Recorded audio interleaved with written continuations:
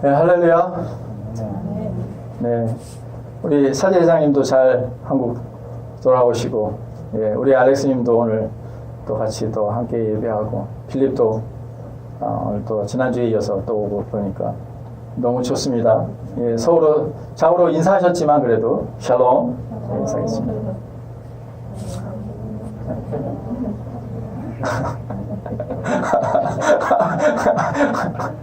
아니, 관중님이 그렇게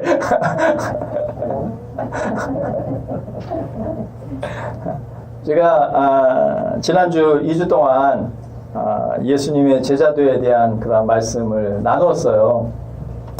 지난주에는 이 마가복음 8장의 말씀을 통해서 자기 부인의 십자가와 사명의 십자가를 지라라는 그런 말씀을 가지고 나눴고요. 지난주에는 이 마가복음 9장에 있는 말씀을 가지고 섬김의 제자도에 대해서 말씀을 드렸어요.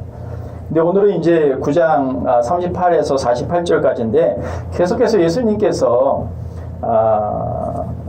예수님을 따르는 제자는 어떤 사람이어야 하는가 하는 것을 계속적으로 말씀을 하고 있어요.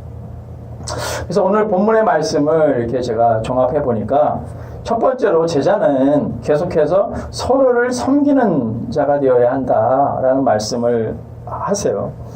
오늘 본문의 말씀 41절에 보면 누구든지 너희가 그리스도에게 속한 자라 하여 물 한 그릇이라도 주면 내가 진실로 너희에게 이르노니 그가 결코 상을 잃지 않으리라 라고 말씀하시는.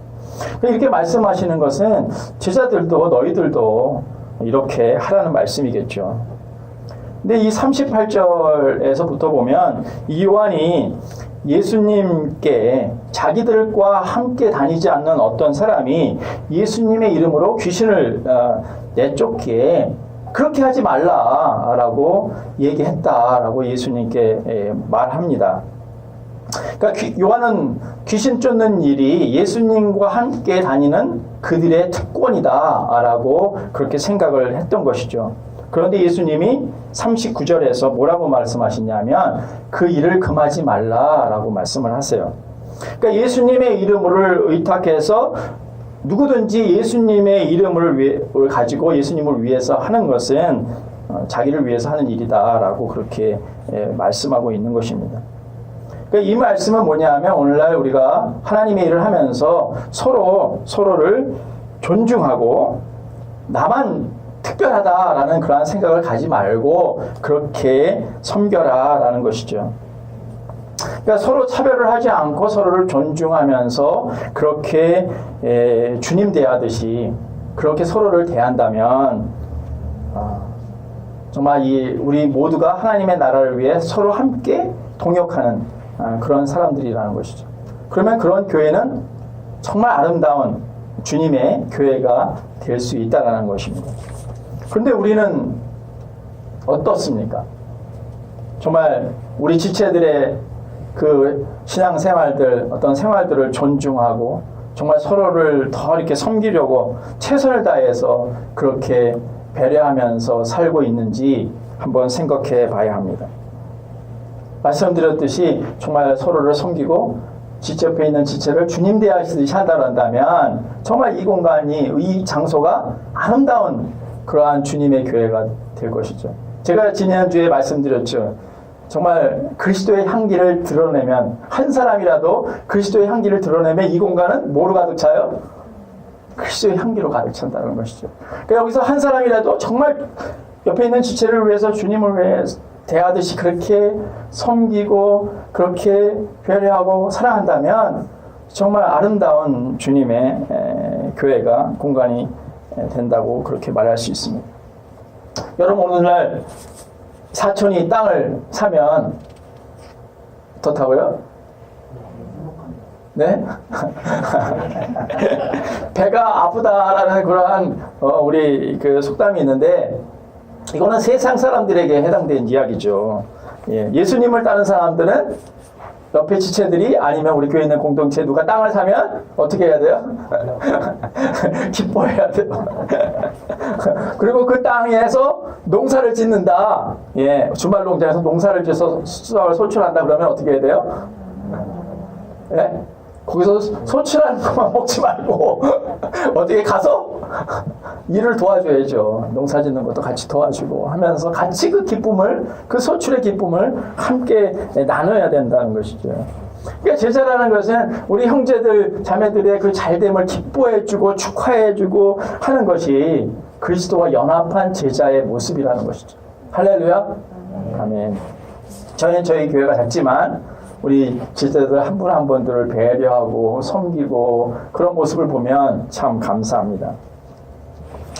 여러분 주변에 이렇게 어려움이 있는 지체들, 또 섬김이 필요한 지체들이 이렇게 눈에 띄면 그냥 지체하지 마시고 그렇게 도와주시기를 예수님의 이름으로 축원합니다. 할렐루야. 왜냐하면 예수님께서 오늘 본문 말씀에 분명히 말씀하시죠. 그리스도에게 속한 자에게 물 한 그릇이라도 주면 결코 그 상을 잃지 않으리라 라고 말씀하세요. 그러니까 주님은 정말 그 작은 자에게 하는 그 하나의 작은 물 한 그릇 주는 그것조차도 다 기억하고 계시겠다라는 거죠. 기억만 하고 있는 것이 아니라 상까지 주시겠다라고 말씀하고 있는 것입니다.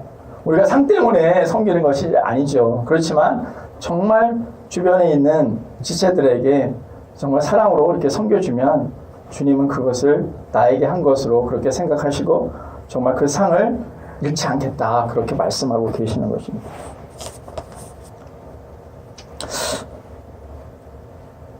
제가 목회를 하면서 이렇게 더 느끼게 되는 것은 제가 참으로 참 이게 부족하다라는 생각을 많이 하게 돼요. 전에는 그렇게 많이 못 느꼈는데 이 목회를 하면 할수록 특히 이곳에서 목회를 하면서 시작하면서 제 안에 드는 생각이 참으로 내가 이렇게 부족한 게 너무 많구나 그런 생각을 많이 하게 되는데 예수님께서 그 요한복음 10장 14, 15절에서 보면 주님이 뭐라고 말씀하시자면 나는 선한 목자라 라고 말씀하세요. 그리고 내가 내 양을 알듯이 내 양도 나를 알고 하나님이 나를 알듯이 나 또한 하나님을 안다 라고 말씀하시면서 뭐라고 말씀하시냐면 나는 양을 위해 목숨을 버리노라 라고 말씀을 하세요. 예수님께서 우리들의 목자가 되시는 것 다 아시죠? 예수님이 우리의 목자가 되시죠? 그리고 예수님께서 예수님의 제자들에게 예수님의 그 양들, 그 영혼들을 치고 돌보는 목자 같은 사람이 되라라는 것도 우리가 알고 있죠? 근데 고민고민 제가 목회를 하면서 생각을 해보면 제가 목자와 같은 그런 그 마음이 부족하구나. 분명히 예수님은 목자는 어떤 사람이냐면 양을 위하여 목숨을 버리는 사람이에요. 근데 내가 정말 우리 지체들을 위해서 내가 정말 내 목숨을 버리면서까지 그렇게 사랑하고 섬겼는가 생각을 하면 나는 목자는 될 자격이 없는 것 같고 이렇게 생각을 해보니까 이 목자가 양을 치면 그 양을 돌보는 누가 있죠? 양치기 개가 있잖아요. 양치기 개. 그 양치기 개는 그 양떼들이 이렇게 우리에서 나가는 거 이렇게 하는 거를 이렇게 막고 밤에 이제 맹수들이 와가지고 이런 것들을 다 이렇게 지켜보잖아요. 그래서 나는 목자는 아닌 것 같고 이렇게 주님의 그 양떼를 돌보는 양치기 개가 아닌가 그런 생각을 해보게 돼요. 제가 개띠 아닙니까? 그래서 저를 목자라고 생각하지 마시고 양치기 개다라고 그렇게 생각하시면 참 좋겠다라고 저는 생각을 합니다. 서로를 정말 주님을 대하듯이 그렇게 섬기시기를 예수님의 이름으로 축원합니다. 두 번째로 예수님께서는 42절에서 49절까지 말씀을 통해서 제자는 죄에 대하여 민감한 자가 되라 라고 말씀을 하세요. 42절에 보면 누구든지 나를 믿는 이 작은 자들 중에 하나라도 실족하게 하면 차라리 연자 맷돌을 그 목에 매어 바다에 던져지는 것이 나으리라 라고 말씀하세요. 그리고 지난주에 저희가 말씀하신 본문인데 37절에는 어린아이 하나를 영접하면 나를 영접한 것이다 라고 말씀을 하셨죠. 근데 반대로 이 말씀을 역으로 생각하면 어린아이 하나를 어린아이 영적으로 연약한 자들 어린아이 지난주에 여러 가지의 그런 말씀을 드렸는데 이 어린아이를 실족하게 하면 어디로 간다고요? 지옥으로 가요. 그러니까 절대로 어린아이를 실족하는 일은 절대로 하지 말라라고 주님께서 강조를 하시는데 아주 격하게 말씀을 하세요. 우리가 절대로 야 주님 진짜 과격하시다, 격하시다 어떻게 이렇게 말씀하실까 이렇게 부담이 되는 말씀인데 손이 범죄하거든 또 발이 범죄하거든 또 눈이 범죄하거든 손발을 찍어 내라 눈을 빼버려라 라고 아주 과격한 말씀을 하십니다. 물론 이 말씀은 문자적으로 그렇게 적용하라는 그런 의미는 아니죠. 그만큼 어떻게 해요? 죄를 멀리하고 그 죄에 대해서 아주 민감해야 한다라는 것을 강조하신 그런 말씀이에요. 근데 오늘 그 민수기 11장의 구약의 말씀 뭘 보면 이 이스라엘 백성들은 죄에 대해서 별로 민감하지 않았던 것 같다는 그런 생각을 하게 돼요. 왜냐하면 그들은 광야로 나온 지 3일 만에 하나님을 원망하고 불평하고 불만을 토로하기 시작을 합니다. 근데 그 하나님께 원망하고 불평하는 것이 어떻게로부터 시작되었는가 하는 것을 민수기 11장 4절에서 이야기를 하고 있어요. 11장 4절 제가 읽어보겠습니다. 그들 중에 섞여 사는 다른 인종이 탐욕을 품음에 이스라엘 자손도 다시 울며 이르되 누가 우리에게 고기를 주어 먹게 하랴. 그러니까 이스라엘 백성들이 출애굽을 할 때 이스라엘 백성들만 출애굽을 한 게 아니라 다른 족속들도 다른 민족들도 함께 섞여가지고 잡족이라고 그렇게 표현했지만 다른 인종들이 그렇게 같이 섞여서 출애굽을 했거든요. 근데 이 사람들이 탐욕을 품기 시작했다라고 말하고 그 탐욕을 품기 시작하면서 하나님을 원망하고 하나님을 불평하기 시작했는데 그것이 그대로 이스라엘 백성들에게 전염이 되었다라고 얘기하고 이스라엘 백성들이 울면서 하나님을 원망하고 불평하고 불만하는 것이 온 이스라엘 백성들에 확 퍼졌다라는 거예요.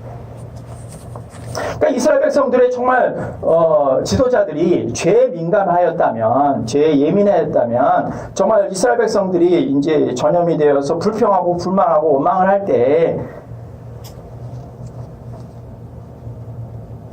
너희들 하나님의 행하신 일을 생각해봐라 한번. 하나님은 우리가 노예 생활을 할 때 이스라엘에서 애굽에서 그 노예 생활 너희들을 출애굽시키지 않았냐. 10가지 재앙을 통해서 하나님이 살아계신 하나님을 보여주시지 않았냐. 그리고 홍해를 건너게 하시지 않았냐.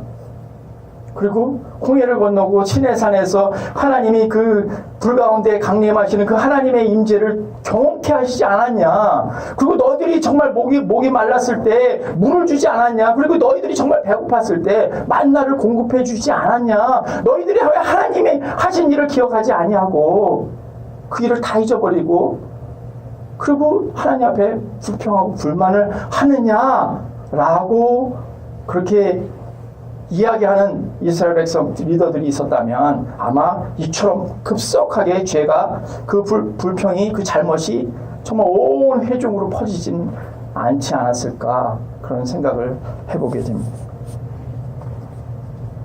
이스라엘 백성들이 울면서 누가 우리에게 고기를 주어 먹게 해줄 수 있을까? 우리가 애굽에 있을 때는 값없이 생선과 오이와 참외와 부추와 파와 마늘들을 먹은 것이 생각나거든. 이제 식욕도 잊어버리고 기력도 다 하여서 만나 외에는 보이는 게 없구나 라고 이 한탄하는 이걸 통해서 저는 약간 웃음이 나오더라고요. 어쩌면 이렇게 세세하게 먹을 것을 기억을 하라.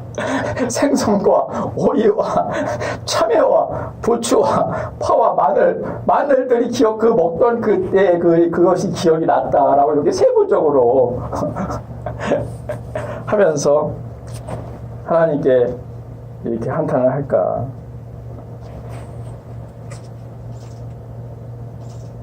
이스라엘 백성들이 계속해서 모세에게 하나님 앞에 원망을 하니까, 불평을 토로하니까 모세가 어떻게 해요? 화가 났어요. 화가 그냥 쫙 올라왔어요. 짜증이 확 올라왔어요. 모세가 하나님께 따지듯이 하나님 앞에 기도해요. 11절부터입니다. 어떻게 하나님께 따지듯이 기도하는지 한번 보세요. 11절에 어찌하여 주의 종이 나를 괴롭히십니까? 아주 똑같이 제가 이야기는 드리지 않고 있지만, 어찌하여 하나님 앞에서 은혜를 잊게 하시고 이 모든 백성을 내게 맡기사 이 백성의 짐을 지게 하십니까? 12절, 이 백성을 내가 낳았습니까? 이 백성을 왜 아비처럼 내가 양육하라고 하십니까? 13절, 이 모든 백성에 줄 고기를 내가 어디서 얻으리까? 그리고 14절, 나 혼자는 이 백성을 감당할 수 없습니다. 15절, 하나님께서 이렇게 행하실 것이면 제발 저를 지금 당장 죽여주십시오. 왜 이렇게 웃음이 나오는지 몰라요. 이 장면에서 제가 이상하게 드라마에 사극이 떠오르더라고요. 그 전쟁에서 나가가지고 적군하고 열심히 싸웠는데 패하잖아요. 대패를 했어요. 그럼 장수들이 돌아와가지고 왕에게 뭐라 그래요? 죽여주십시오 이러죠. 그 장면이 이렇게 떠오르더라고요. 왜 그런지 모르지만 모세가 정말 난 진짜 이제 못해 먹겠습니다. 심하면. 그러면서 정말 이렇게 할 거면 주님 저 좀 죽여주십시오. 뭐 이렇게 고백하고 있는 것이죠. 여러분, 지금까지 문제를 해결한 분이 누구시죠? 하나님이셔요. 근데 모세는 마치 자기의 능력으로 그 모든 것을 행한 것처럼 이야기해요. 모세가 한 기도를 보면 나를, 내게, 내가 라는 이 단어가 계속적으로 나와요. 그러니까 모세는 이제 하나님이 행하셨음에도 불구하고 계속해서 하나님이 행하신 일을 기대한 게 아니라 내가 지금 힘듭니다 주님, 나에게 지금 모든 원망과 불평이 나에게 쏟아져요, 내가 해야 돼요, 내가에 있다라는 것이죠. 근데요, 우리가 싸워야 될 대상은 누구죠? 내 안에 있는 내 마음의 내면 안에 있는 탐욕이에요. 내 안에 있는 이 죄에 대한 본성이잖아요. 그것을 우리가 싸워야 돼요. 근데 모세는 그것을 잠깐 잊어버린 것 같아요. 우리의 옛사람을 계속해서 어떻게 해요? 십자가에 못 박고, 우리 안에 때로는 불평이 올라오고 원망이 올라오고 그런 게 올라올 수 있죠. 짜증이 올라올 때 있어요. 그럴 때 그때 어떻게 해요?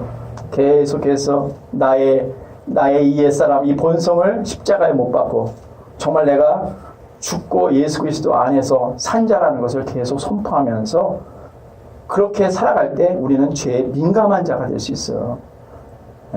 이 세상이 너무나도 악해요. 어떻게 정말 우리 예수 그리스도를 믿는 자들을 끌어낼지 모릅니다. 그러면서 우리는 깨어 있어서 정말 죄에 민감한 자가 되어야 될 줄 믿습니다. 죄에 대해 민감한 여러분이 되시기를 축원합니다. 세 번째로는 50절입니다. 제자는 어떤 자들이냐면 화목해하는 자가 되어야 한다는 거예요. 화목해하는 자. 50절에 보면 소금은 좋은 것이로되 만일 소금이 그 맛을 잃으면 무엇을 이를 짜게 하리요, 너희 속에 소금을 두고 서로 화목하라 하십니다.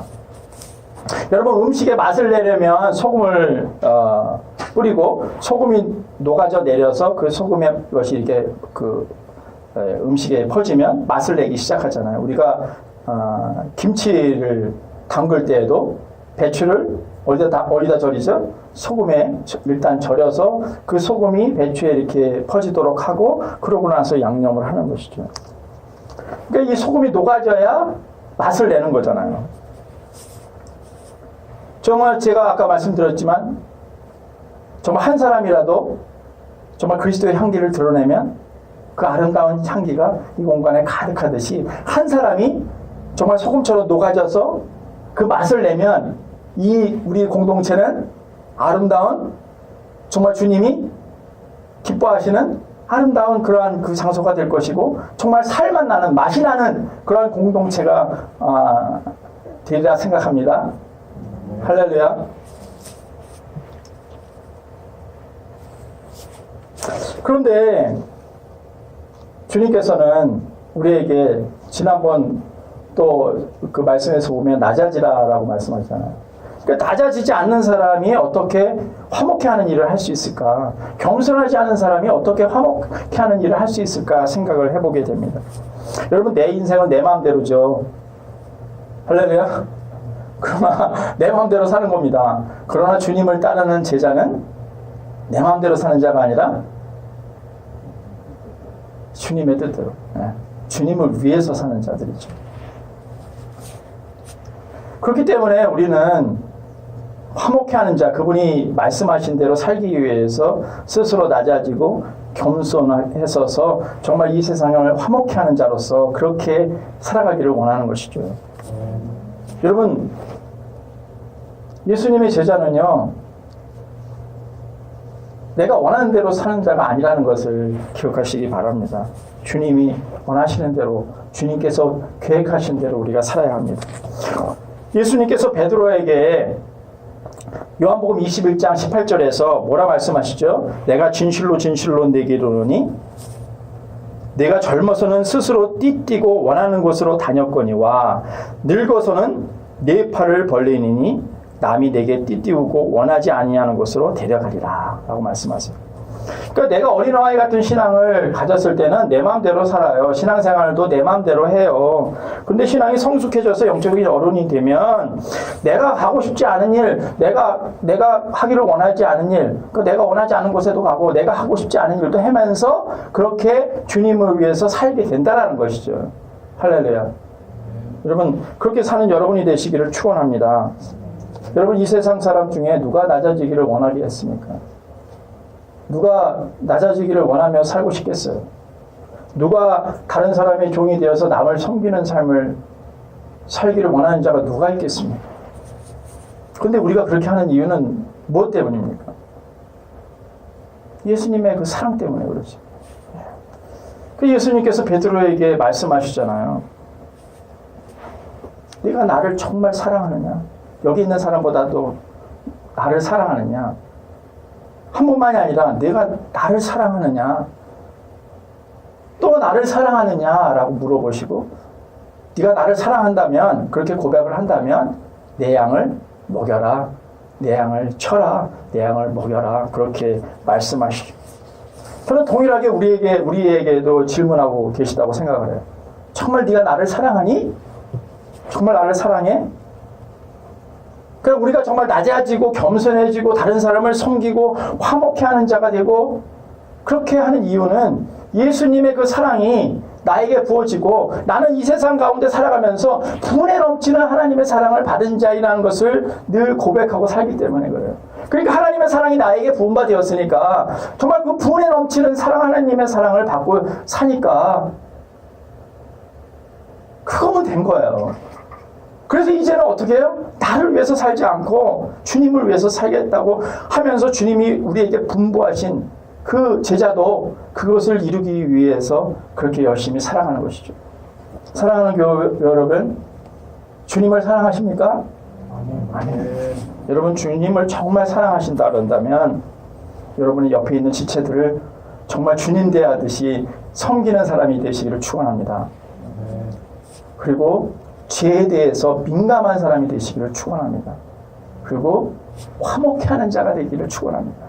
여러분, 이것이 오늘 본문의 말씀을 통해서 예수님께서 예수님을 따르는 그 제자들에게 원하시고 강조하신 것입니다. 여러분, 우리 안에 정말 그렇죠? 제 묘비명에 불에 넘치는 하나님의 사랑을 받았다라고 제가 고백했는데 그런 것 같아요. 정말 분에 넘치는 그 사랑을 받았기 때문에, 그 사랑 때문에 그리고 우리는 주님을 위해서 살아가는 그 길을 가는 것이죠. 그런 여러분이 되시기를 축원합니다. 기도하겠습니다.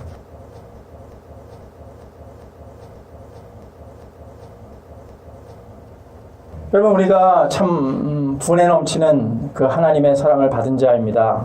십자가의 사랑을 깨닫고 얼마나 하나님이 나를 사랑하셨으며 우리를 사랑하셨으면 아버지 하나님 육신의 몸을 입고 이 땅에 오셔서 그 십자가의 그 고난 가운데 하나님 그 고통 가운데 죽음의 길을 가셨겠습니까? 그것도 기쁨으로 자원해서 자발적으로 그 길을 가셨겠습니까? 하나님의 뜻이 거기에 있었기 때문에. 여러분, 우리 또 그 십자가의 하나님의 그 사랑을 알기에 정말 분에 넘치는 하나님의 사랑을 받은 자이기에, 여러분 그렇지 않습니까? 우리가 얼마나 분에 넘치는 하나님의 사랑을 받고 그렇게 살아가고 있습니까?